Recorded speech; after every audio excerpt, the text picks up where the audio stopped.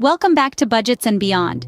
Today, we're unraveling the mysteries of exchange-traded funds, or ETFs. Think of ETFs as a basket of assets you can trade like individual stocks.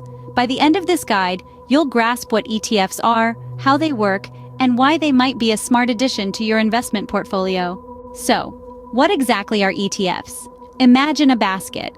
But instead of fruits or vegetables, this basket holds a collection of assets.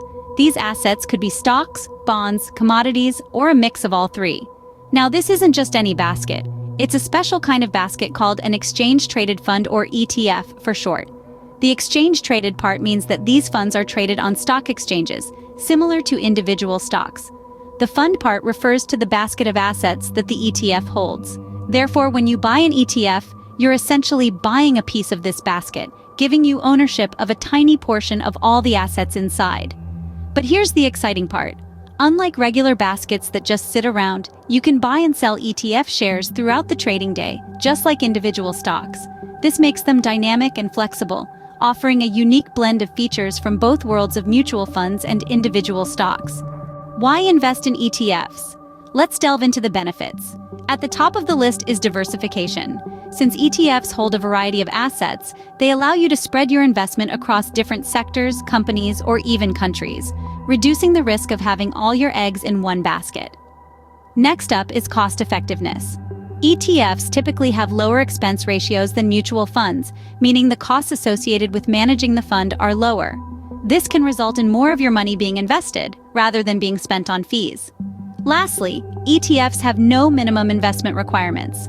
Unlike some other investment options, you don't need a large sum to start investing in ETFs. Whether you have a few hundred or a few $1,000s to invest, ETFs are an accessible option. In essence, ETFs can provide a diversified, cost-effective, and accessible investment opportunity. They're also generally more cost-effective than mutual funds, with lower expense ratios and no minimum investment requirements. ETFs come in various flavors. Let's delve into the different types.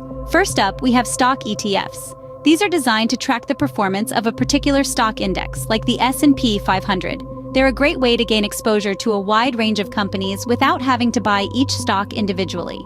Next, we have bond ETFs. These focus on investments in bonds and other debt instruments, offering a more stable return compared to stocks, making them a popular choice for risk-averse investors. Then, there are sector-specific ETFs. These target specific industries such as technology, healthcare, or financials, allowing investors to capitalize on the growth of these sectors. Thematic ETFs are a newer breed, focusing on emerging trends like renewable energy, artificial intelligence, or even veganism. And lastly, we have international ETFs. These give investors exposure to markets outside of their home country, offering a simple way to diversify globally. There's even international ETFs, giving you exposure to global markets. Ready to invest? The first step is to open a brokerage account. There are plenty of online platforms to choose from, so pick one that suits your needs. Once you have your account, it's time for some homework. Start researching ETFs that align with your investment goals. Look at factors such as the ETF's past performance, its expense ratio, and the variety of assets it holds.